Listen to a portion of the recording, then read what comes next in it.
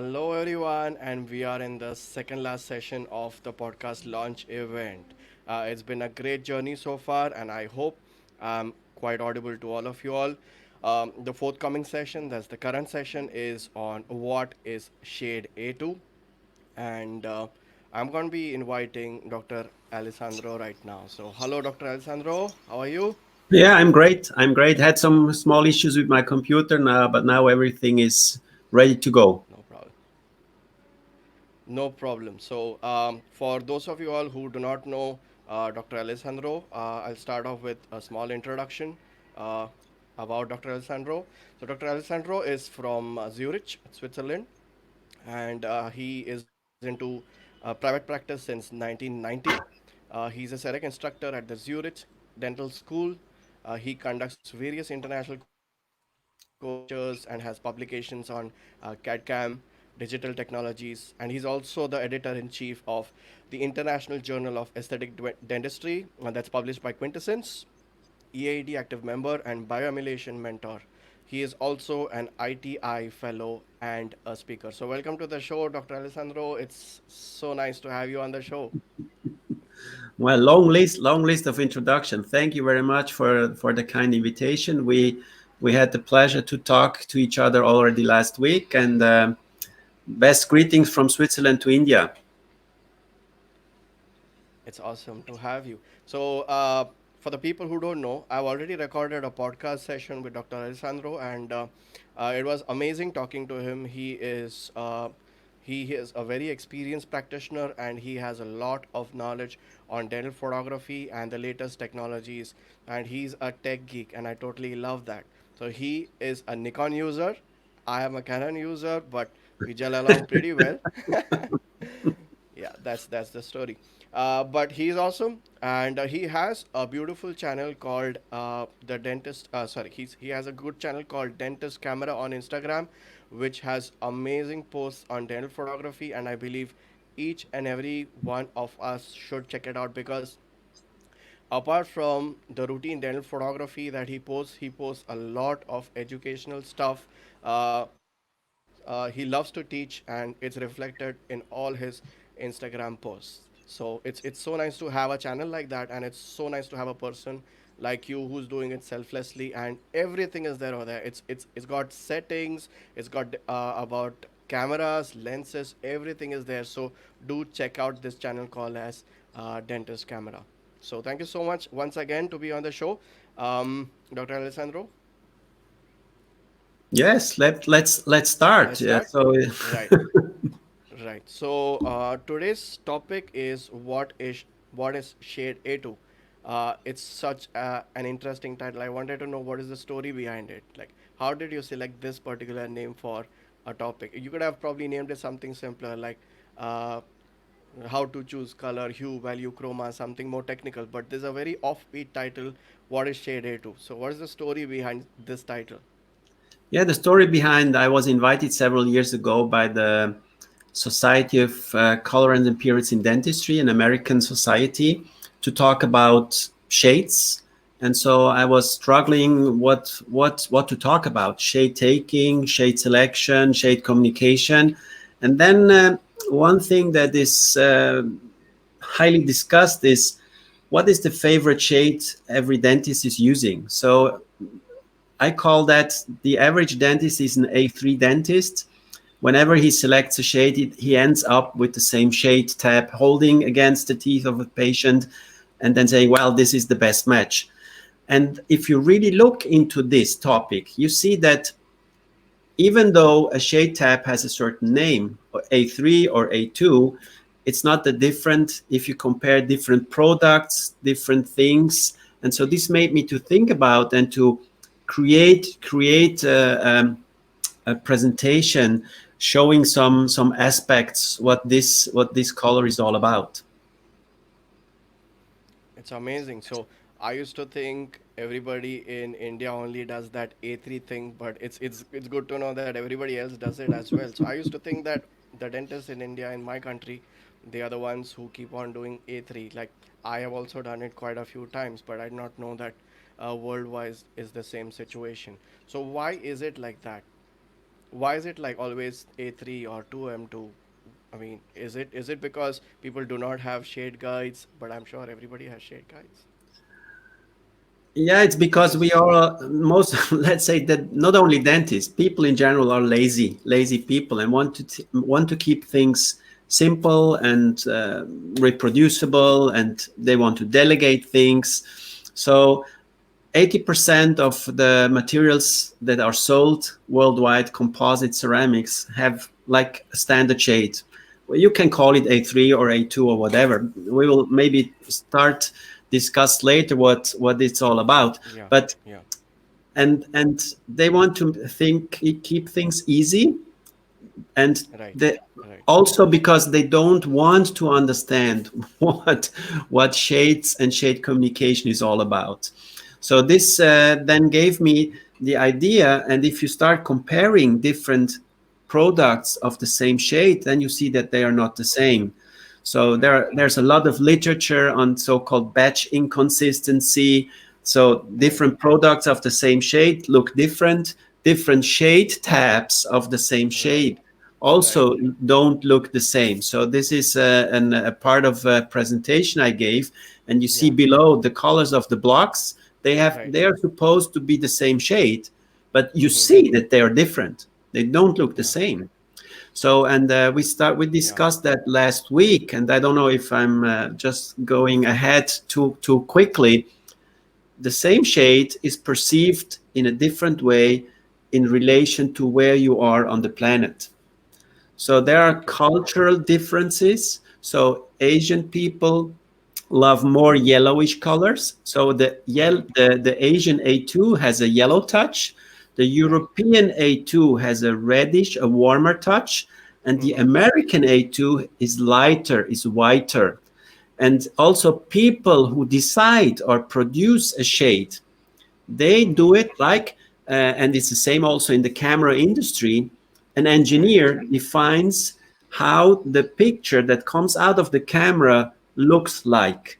So, what is mm-hmm, neutral? What is vivid color? So, what is A2? An engineer says, "Look, I have a shade tab. I will mix something that looks like this, and then they reproduce it."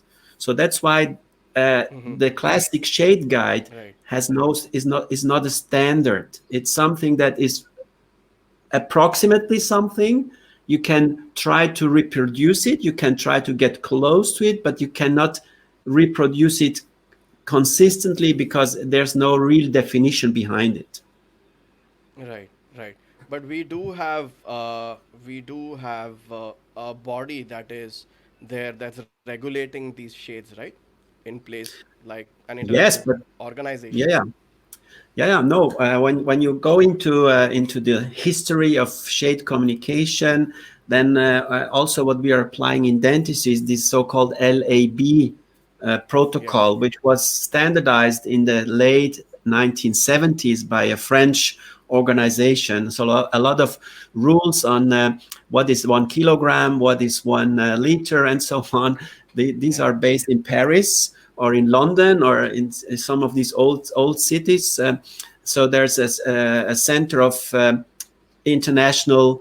So it's called CIE, Centre International d'Éclairage, and they have established this LAB standard. It has been established several times. So the last time it was in 1978 when they defined what is LAB. So L being the lightness, A the redness, and B the greenness of a shade. And we use that also in dentistry now to communicate or to make a more scientific interpretation of what shades are about. right. So what you are saying is that although all the companies are trying to keep the shades similar, but still there are differences because it is similar to how cameras are. So if Canon reproduces color in a particular way, it does not mean that Nikon is also going to reproduce in the same way. For example, even in the phones, if I look at a picture on a Samsung phone, it's not going to look the same on an iPhone. Although they are trying their best to keep it similar, but that standardization has still not been achieved. So we have a body in place for that, but it's still not working out. We are almost there, but it's still going to take some time. That's awesome. Yeah, but at the end, I tell people also in my photography courses, don't look too much at the monitors and how your images look there. Yeah, So the best thing or the best tool, if we go quickly into the photography part, is I check my colors on the monitor of my camera. And there, the most important thing you have to check is the whiteness of the teeth. Because coming back to shades, what the human brain can do very good is compare lightness values. So that's yeah, why yeah, the latest generation of shade tabs, the 3D shade guide from Vita, they have even changed it and made a so-called linear guide out of it. This linear. means the only thing we are looking at is the value. And based on the value, because we are better in comparing values, you select one of these value tabs. And if Yeah, you have found the best match, it's not only the value, but it's also the chroma and the hue that is very close to this. So this is the concept behind new shade taking or shade communication is 80% is value and only the rest is then chroma, hue, and optical properties of a tooth which cannot be measured, yeah, or it's very hard to measure these optical properties. And that's why part of the shade matching protocol will be for a long time also high quality photography to communicate the optical part or the optical properties to be reproduced by the lab or by yourself. right. So since we are talking about shade, and we are almost going to end up in photography by the end of the session, I believe. But A, B, C, and D, they all signify different colors, right? So you are saying that there is an ethnic difference with respect to the cultural differences. For example, in the Asians, like you said, there's more of yellow, and in the Western countries there are different colors. That's interesting to know. Also, one more thing, I wanted to ask, what is the shade guide that's most used in your country? Like, are they still using classic, 3D, or linear? Basically, most of the shade guides are in the drawers of the dental Okay. offices. Okay. I They think all are. I think in my office I have 10 shade guides. I've worked for many years only with the 3D shade guides because the classical for me is not a shade guide. It's just Okay. something that is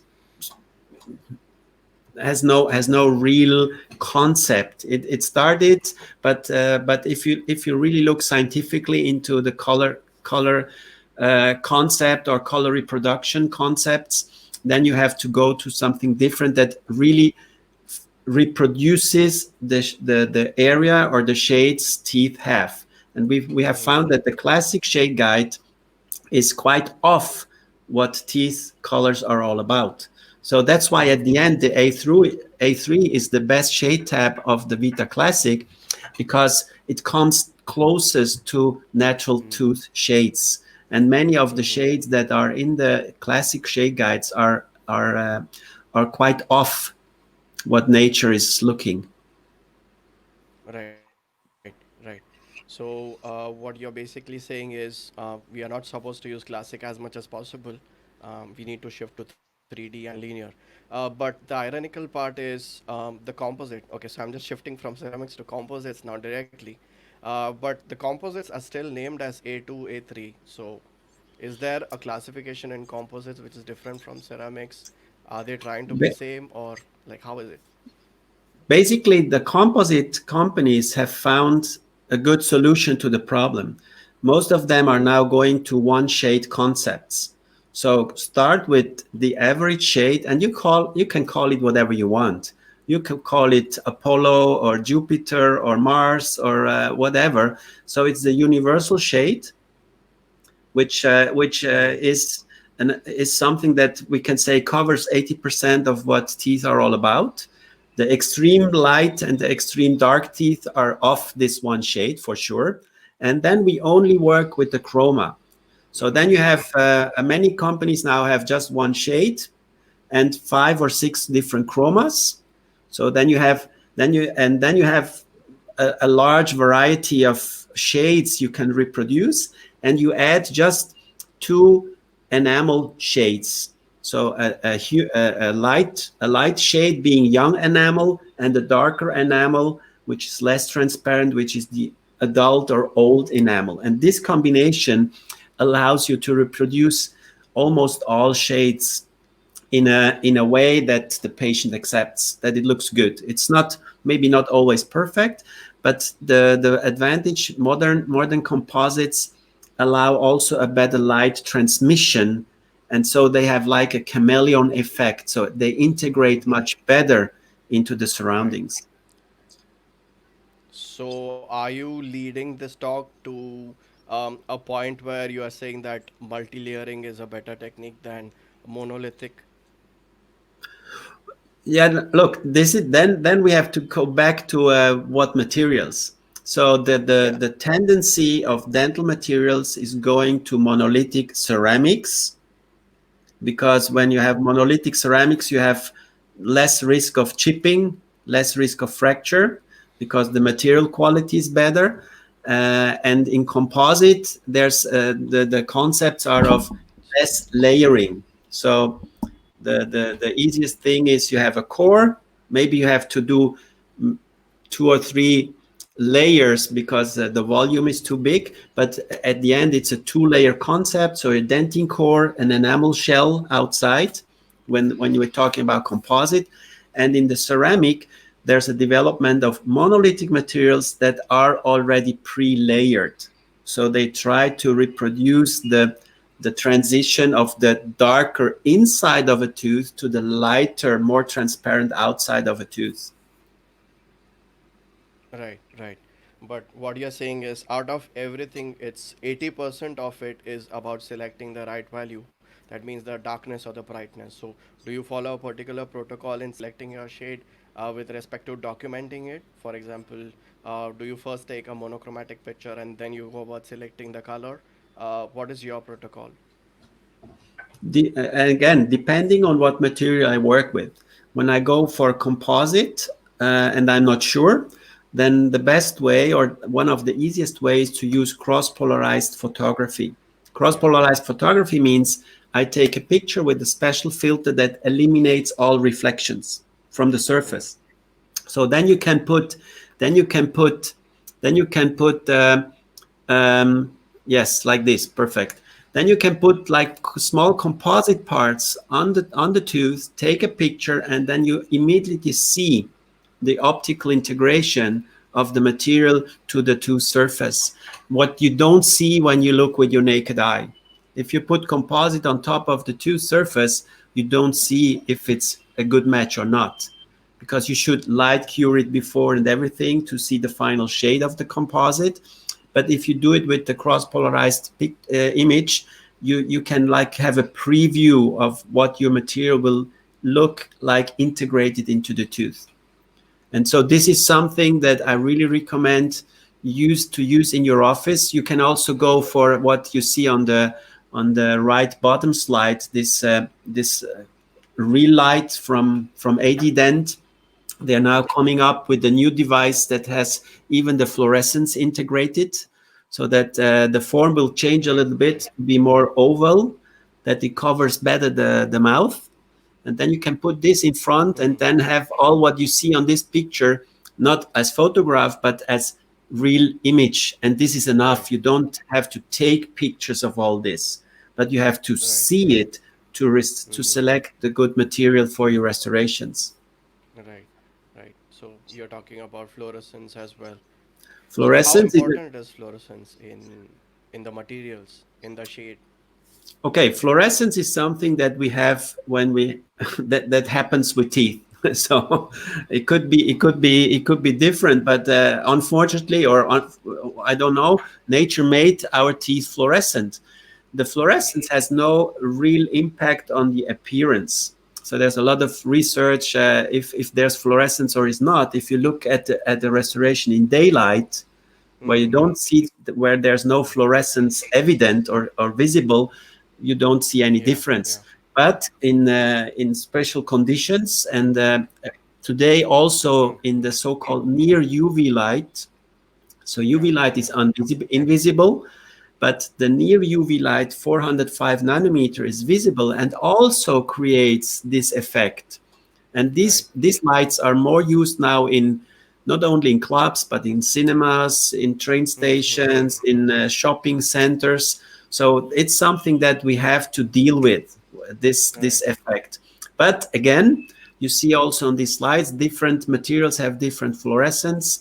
You try to also take a look at this when you work with materials, especially zirconia, where there is no built-in fluorescence. Certain lithium disilicate materials don't have fluorescence. Certain composite materials don't have fluorescence. So you Mm-hmm. have to check. But also here, like with the shade guide or other things, a lot of people are Mm-hmm. talking about this, but if you ask Yeah. dentists, they don't check it. But I really highly recommend to take a look, or at least if you work with indirect materials, talk to your lab technician and ask him, did you check or do you know if the material you're using for my restoration has fluorescence, yes or no? Okay. Mm-hmm. That's difficult, I believe, no? Because there is a possibility that even the lab might not be knowing it. Uh, how is it in your country? Again, a lot of people is talking about. If you ask them, they are aware about, but they don't check it. Okay. So Okay. I think they wait until the patient comes back to the office telling him, "Oh, I was in my or younger patients, I was in a club and my colleagues Mm-hmm. told me, what about one tooth is missing? What happened?" And say, "No, no, I did a new crown with my dentist." So then he comes back to the office asking you, "Doctor, what's the problem with my tooth?" But again, it would be better if you address these issues before, and it's very easy when you know what materials you want to use with your patients, being Mm-hmm. composites or ceramics. If they are indirect ceramics, ask your lab technician if he knows about this. If he doesn't Right. know, you have to check. If everybody in the workflow knows about the properties of the materials, then there will be no problems also with fluorescence or other things. Right. So what all we have seen so far is that classic shade guide is not recommended anymore. We need to switch to 3D shade guides and linear shade guide, and directly jumping to color might not be a great thing to do because 80% of the accuracy depends upon the value selection. So it's at this point that the 3D shade guide and the linear shade guides are more effective. In fact, I've seen all of them, but I feel the linear shade guide has made everything so much more easier. Yes, it's a little bit more expensive, but it's much more faster and much more organized as compared to the 3D in my opinion. But the key over here is again not to keep on looking at the shade tab because we might develop a color fatigue. And if we are doing an indirect restoration, we have to check in for different optical properties. For example, how fluorescent the natural tooth is. And it becomes more and more important to know all this, especially when we are doing a single replacement or a single laminate and stuff other rather than a 4 unit or a 6 unit, because we don't want that patient to look odd when he goes to a disco or a pub and that tooth particularly stands out like the way you are seeing. It's going to be really awkward. So apart from all this, it's very important for us to also know what's the profession of our patient. For example, I did a case just recently. I finished a case and he was a DJ, and it's because I knew the background. I have to take into account all these different aspects as well. That's really interesting to know. Right. Absolutely. So I wanted to know what is your opinion on the digital systems that are there in the market, especially the Easy Shade that has been there since quite some time by Vita. Okay, I was 17 years ago in 2003. I bought all digital shade taking systems that were available on the market. I had some issues. They gave me some special price, but I had to invest a lot of money because I wanted to try them out. So, being a tech geek, as you mentioned in the introduction, I was keen to learn how can this machine help us to become better in shade communication and shade taking. And at the end, I have to tell you, the only device that survived all the years is the Easy Shade system, because from the beginning it was a very simple thing, focusing also on giving the dentist some hints and not trying to map the whole tooth and give too much information, which almost or in many situations led to more confusion than solution to the problem. So if we and the thing, I use the easy shade mostly to check different teeth because it's very quick. So you go over Yeah. and check different teeth. If you look at the teeth, and sometimes you see, okay, the front teeth look brighter, the canines look a little bit darker, and the other teeth are even more dark. Then you go and check the front tooth, check the canine, check a premolar, check the lowers, and see if the value of these teeth is very close or completely different. If it's completely Mm-hmm. different, so each tooth has a different color, you could even go and say to the patient, it's your choice what you want for the next crown, because every tooth has a different shade. So there's no real shade match without redoing all your old restorations. So basically, this is a tool that helps me Right. in combination with the visual shade taking and the photography. If we go further, then I mentioned last week to you. Then we have to go to protocols like the ELAB protocol, Right. developed Right. by the Bio-Emulation group. Let's say by Sasha Hein, Panos Batzos, and Javier Tapia, Mm-hmm. and they're going further into this, using gray cards as a reference to calibrate the whole system, and then trying to standardize shade communication and helping especially the lab to create like recipes on how to stratify to reproduce a certain shade with different materials. Because again, this comes back to the beginning, because there's no A2. It doesn't make sense to tell somebody, this is A2, you just reproduce it. And if you tell this, how? No way. So if you want to reproduce, you have to tell somebody, look, you have to mix this amount of this powder with that amount of that powder, and then you create the shade that comes the closest to what you are looking for. Right. So, in a nutshell, you are saying that the easy shade is used as an adjunct for your process. It's not like a complete thing. It's just an addition to the visual technique that is your primary thing. So this easy shade guide, sorry, the easy shade, which is the digital one, it helps you with deciding, but ultimately it's your choice. It's not something that we completely depend upon. And another thing that I noted down was you are not checking only the adjacent tooth. You're checking multiple teeth, even though you might be replacing just one prosthesis. If is that right? Yes, because you need to have an overview. The first thing is always the first impression. Also, when you do a try-in, so put the crown in, put the veneer in, look at it, and if the first impression is positive, then go. If the first impression leaves a little uncertainty, then something's wrong. It's like if you take a look at your X-ray. An experienced doctor looks at an X-ray, and if in 5 seconds you're not sure if this is a cavity you want to drill, then don't drill it. Then say, okay, we will watch this and take a look in 1 year or 2 years. So the same with the shade match.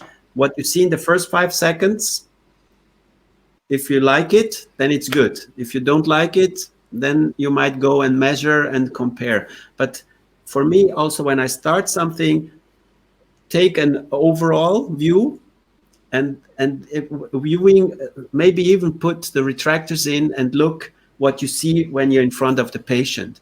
And if it looks uniform, and it's good. And if you see, wow, this looks like a carousel with I don't know how many pictures and different styles and different colors, then you might go and say, I want to check which the lightest one, measure the lightest one, measure the darkest one, measure something in between, and then see, wow, they are closer than I thought, or they are even more apart than I thought. Right, right. And how do you go about selecting? Do you select different zones in a tooth, like cervical, middle, and incisal separately, always? So the base shade of a tooth is always in the upper third. So that's where it's close to Mm-hmm. the gingiva. There it's where it's the thickest. So you have the largest amount of dentin, which gives the base shade of a tooth. And then on top you Right. have the enamel. The more you come to the incisal part, the more you are getting less shades but more optical effects depending of the age of the tooth. Right. Right. So since there's more wear and tear and stuff later on, it becomes different. And for young patients, it's a completely different thing. That's so true. Uh, we have seen that a lot of like I have seen. I'm not really sure about you, but a lot of people edit the pictures very badly. Like they increase the contrast a lot, and then they try to understand what's going on with the colors. How okay are you with that particular technique? Because for me, it does not make any sense. Have you seen something like that? Like they increase the contrast a lot, it looks completely weird, and then they try to decide something out of it. I could never understand the concept. No, the concept is easy. This is called solarization effect, and they want to show like to look inside the tooth. So working with the contrast or high contrast is trying to visualize mamelons and all this. So because working with the contrast gives you only uh, ideas of where are more transparent parts and more opaque parts. So basically, but if you again, if coming back, if you take a picture with cross-polarized filters, you get the same effect of Right. looking inside the tooth without playing too much with the contrast and having the benefit of seeing it in a more natural way. Otherwise, what I realized when overdoing this with the contrast, you create what you also see on not only on social media but also on lectures, the style of crowns and veneers that have too much transparencies at the wrong positions, and then the tooth looks artificial because they create a transparent part that is not a natural reproduction. So it's too intense, often a very opaque in upper part of the tooth, and then all of a sudden it Yeah. changes in Yeah. complete Yeah. translucency. And Yeah. this is not what nature is doing. It can be, but it's not what nature normally does, and especially not in patients that are not 20 anymore. So you have Yeah. to be Yeah. careful Yeah. to do too much. Yeah. That's so Like true. the thing I showed you, this post on Instagram with the guy doing the retouching of the image Yeah. Yeah. and eliminating the transparency of the teeth. So it looks that in the fashion world, the photographers, if they post process images, they make the teeth opaque white. They don't want any transparencies or translucencies. Right. So this is what Yes. Dr. Alessandro is talking about. So this is his channel for people who want to know what is it called on Instagram. It's called dentist.camera. And you I'm see just here gonna. where they change the appearance of the teeth completely. So as a dentist, it's like hurting me if I see that. When they like this is like overdoing. You see nice Yeah. teeth and now whack, they're white. So this is what fashion photography is all about. and Right. Right. and and people also, if they Right. come to, Right. to your offices, often they ask then for these white opaque teeth. They prefer the white opaque thing than the natural looking teeth. So true. Yeah, that's so true. So I'm just going through your channel once to show it to our audience. So this is Dr. Alessandro's channel. It's called dentist.camera. It's the Instagram handle, and he has, look at the number of followers over here. That's around 50,000 followers. That's just because his content is so really good, and it covers almost everything that you need to know about dental photography, about cross polarization, about glamour, and also about the settings. You can see there are a lot of posts on the settings, fluorescence, cross polarization. So it's one of the rare Instagram handles that I see which are not only propagating glamour photography but also telling constantly that glamour photography, yes, it's a trend, but it's more important for us to know that documentation protocols are more important. So, glamour can take us places, yes, but protocols is something that what we really need to know. So, Dr. Alessandro teaches a lot about dental photography, and he has a lot of interesting carousels. You can see like flyers like these, in which he has a detail. So you just have to keep on scrolling left, and you'll come to know a lot that he has to share with respect to dental photography. So it's a brilliant channel, and I believe each and every one of us should have a look at, should keep a track of that channel. So Thank thank you. you so much for that channel. Yeah. Right. So, since I think we must be having a lot of youngsters in the live session, so we are live on YouTube, Facebook, as well as Twitter. Would you want to explain the concept of a linear shade guide, like how we go about starting the process of shade selection?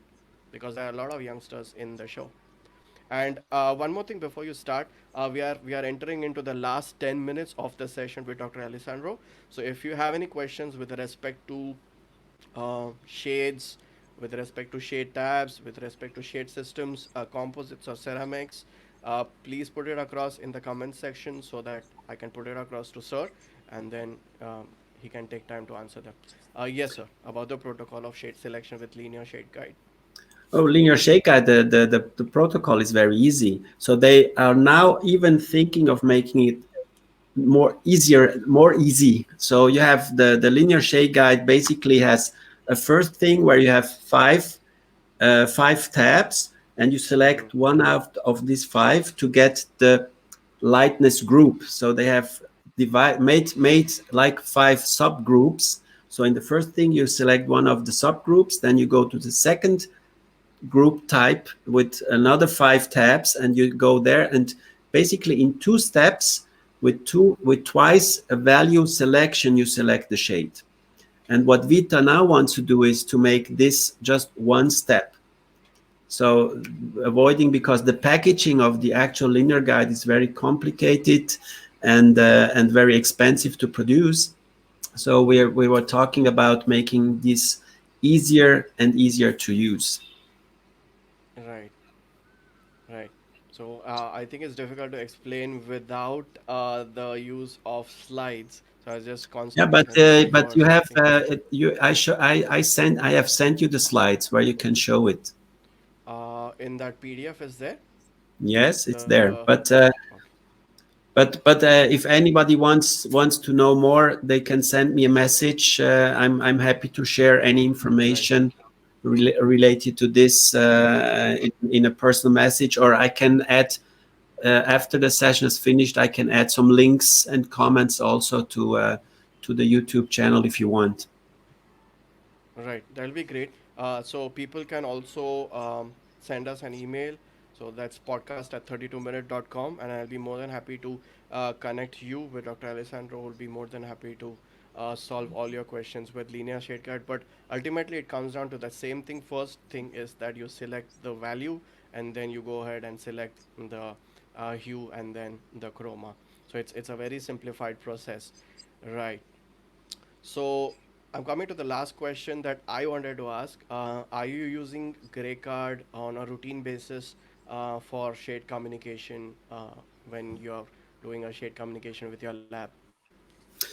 I'm actually I recommend using gray cards only if you're going to work with the ELAB Prime system, because there it's recommended. It's part of calibrating your camera as communication machine.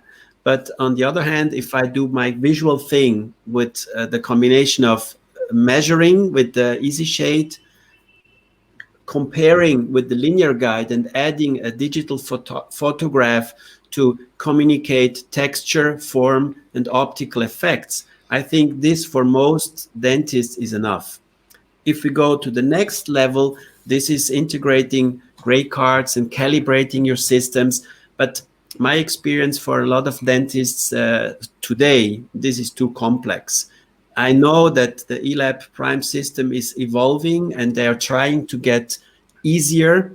easier to use, and more accessible to everybody. And I'm looking forward to see what's coming up next with this system or this protocol. But today I would recommend take out the easy the linear guide of the drawer. Don't put it there. Use it. Buy something. If you want to invest a little bit more, then go for this polarized filter. You can find them also at the Bio-Emulation group website, elab. I don't know if it's elab.com, but I can share the link. Later. Or you go for this handheld thing from EAED Dent, this real light, Yeah. and there they promised me to come up this year, but caused due to the Corona crisis, a lot of products are delayed. So buy this handheld thing where you have polarization, fluorescence, and everything built in to check your shades, to check the integration of your composite materials directly at the patient. Right. So I have a couple of questions from the audience. I'm just going to show it across. If you can try and answer them. So I answered this. Yeah. If the best on the market is the polarized system available, I sent you also the slide. It's also Yeah. it's available for different flash systems. So I know that there are also other people or other groups have developed kind of these polarized filters, but this is the one I'm using, and I can recommend using. Right.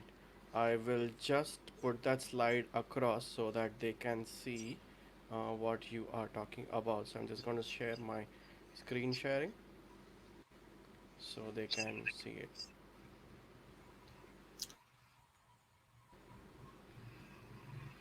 Yeah. Yes, So here. your Yeah. t-shirt is talking about this one, Yes. polarized. But I think it's pretty expensive for, right? It's how do you know the cost, approximate cost of this?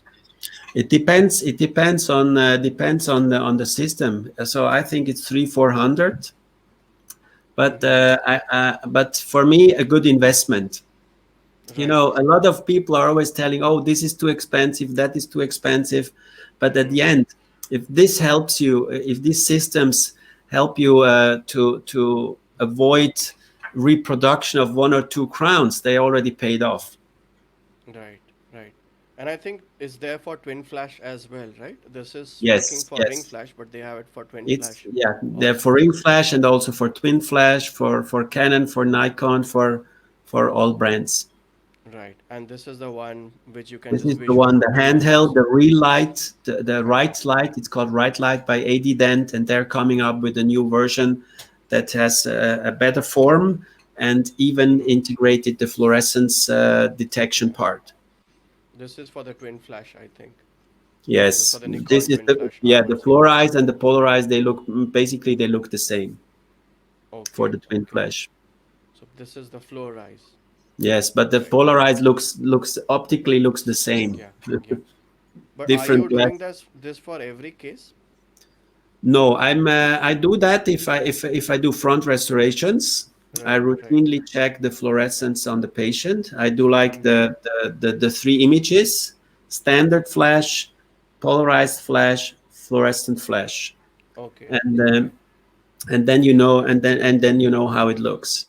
But it's Right, not that I'm using all this on every patient. Depending right, on what right. you plan to do, on the extent of the planned work. The most important thing is to take pictures before you start something. I have a Right, lot of initial images of my patients, but I don't have that many pictures of the final thing, because right, the initial picture can never be reproduced. right, right.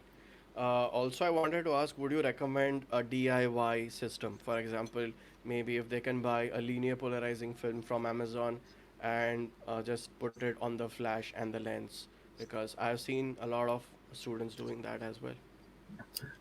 There are many ways there. You can do that. Yeah. I'm somebody, I want things look good, be professional. It's like Yeah. people using paper as Yeah. Yeah. Diffusers, bouncers, as diffusers. bouncers. yeah, it works, everything works, but at the end, you have to see yourself, is it practicable? These do-it-yourself things often break easier, so you have to replace them, or yeah. So that's why I prefer to invest a little bit money and get something that is professionally done and lasts longer, and I know about the quality, and I know that the results I'm getting are proven. It's not Right. something that I think it looks like, but I don't really know if it's really the way it should be. Right. So there are a lot of questions, but I think I'll just ask this last one. What are the journals that you would recommend to follow for dental photography and shade related topics Okay, as dentists? if you want to showcase, if you want to see what dental photography the results are, then you have to go for the International Journal of Aesthetic Dentistry. That I'm the proud editor in chief of this journal. And if you want to see what photography, the results of dental photography, then you have to go for that. There's no real dental photography journal out there. In many journals they are talking about, because at the end we will come up with a special issue on dental photography with the International Journal of Aesthetic Dentistry next year. We did a special issue on dental photography in German with the German Quintessence. This will be translated. So if somebody asks for specific information, so what I can recommend is, again, doing a little bit of personal advertisement. You can go to my website, dentist.camera, where I really have tried, or I'm still trying to collect as much information as possible on dental photography. There you can even read books online. You can read articles online. I'm trying to collect as much information. It's not the Instagram; it's the website. The website offers a lot of it's dentist.camera. It's very easy to find. So I try to give all my projects the same name, so that people can find it more easily. And there's a platform where you really find almost all information you want on photography. What I have to admit, I created like a community. So if you want to access everything, you need to be a member of the community. But it's a very small fee you pay, and I have to tell you, there are so many things to come that we will offer to the members of this community, that the $50 you have to pay is really almost nothing. So we are working on a photography app. I'm really working on creating more information. We have even a virtual gallery. Maybe we can meet next time. I'm trying now With the to reference. organize some small meetings in my virtual gallery, which is, by the way, open to members already now. So I know that you are a member of dentist.camera, so we can have a private tour through the gallery if you want, and it's my pleasure to welcome as many as you and discuss and share our knowledge with as many people as possible around the globe. Right. So that answers almost everything that we wanted to know about the shades and also dental photography. Thank you so much for joining us for the show. It was such a pleasure and honor to have you on the penultimate episode of the 32-minute podcast launch event. It's such an honor. Thank you. My pleasure. My pleasure. And keep up the good work. It's really great what you're doing, and don't give up, because I know that a lot of similar projects have been started and they ended up because people were well, it was too much for them. So I wish you the power you need to keep up the good work. And if you need any help, I'm here, Sure. and we will meet in. And maybe, or I hope so, one day we will also meet in person when all Yeah, this sure. is over. Then you have to come to Right. Europe, or I come to India. More than welcome. So for the people who want to connect with Dr. Alessandro, I've put the email on the chat as well as on the screen. You can take a screenshot. It's devigus at dentist.ch. You can connect with Dr. Alessandro directly as well. Thank you so much for joining in. And our next session, which is the final session of the podcast launch event, will begin at 7 o'clock Indian Standard Time. Thank you so much, one and all. And thank you so much, Dr. Alessandro. I'll be looking forward to see you in person very soon. Bye Take bye. care. Bye bye. Take care. Bye bye.